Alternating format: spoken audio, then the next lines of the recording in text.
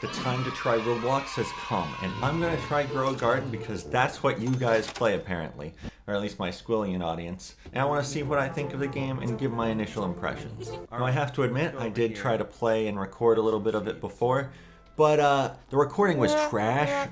So I'm gonna give my thoughts like this over top of gameplay instead of some live stream style let's play thing with a cam in the corner. By the way, these are my unfiltered thoughts as a noob who didn't look anything up, so please, please forgive me if I get things wrong. With that out of the way, let's get into the game.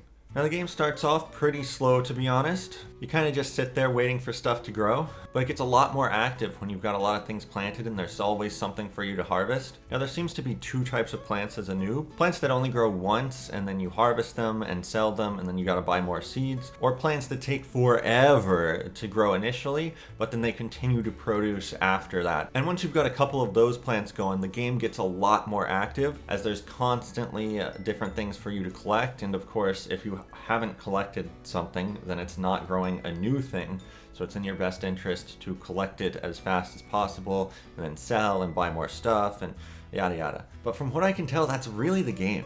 You buy seeds, plant them, wait, harvest, sell, repeat. And just do that over and over again, buying progressively more expensive seeds, which gives you more expensive produce to sell, and then you can buy more expensive seeds, and that is the game. When I first started, I quickly adopted a strategy of just buying everything I could after I sold, and that way I'm reinvesting my money and earning more and more rapidly rather than trying to just wait and then buy something specifically more expensive. I don't know what the actual most optimal route is, but that's the one that's at least the most active. There's also a lot of RNG elements as well. Everything can grow in various different varieties, like gold, silver, or whatever else. There's weather events that seem to have some effects. There's a lot of size variety, and it's all kind of random from what I can tell. Maybe there's a way to control all that, but at least as a noob, it's just kind of RNG. You collect it and sell, and it's whatever you get. Now there were a lot of things that I didn't get to yet. Like there was this pet system, but I was far too poor to access that. It also seemed like maybe you needed some specific mutations of specific plants in order to unlock specific things. And at one point this fairy portal thing appeared, and then I went into like some world with like some jumping puzzle stuff. And I never really figured out what all was going on there or what I do with that. But even with all that, I think the core loop is really the same. Just buy seeds, plant the seeds, wait for stuff to grow, harvest the stuff, sell, buy more seeds, plant, and just, repeat that indefinitely with more and more expensive stuff, making more and more money, unlocking more and more expensive stuff. And from what I can tell, that's really the game. Now for my opinion.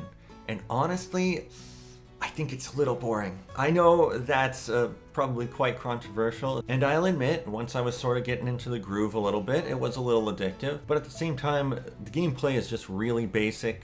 At least as a noob, maybe it opens up to more as you go along, but I really kind of doubt it. It's really just kind of an idle clicker game, like Cookie Clicker, except you have to manually do a lot more stuff. And really, those kind of idle games are just not my cup of tea in general. It really felt to me like it was just kind of passive, mindless, completing repetitive tasks over and over again, with not really that much variety or anything else going on, and I just kind of found that a little boring. If any of you have any other suggestions for games that I might like maybe a little better in Roblox or elsewhere, leave a comment and I might give it a try. I may also have to try some of the other super popular Roblox games, like Steal a Brain Rot, but we'll see.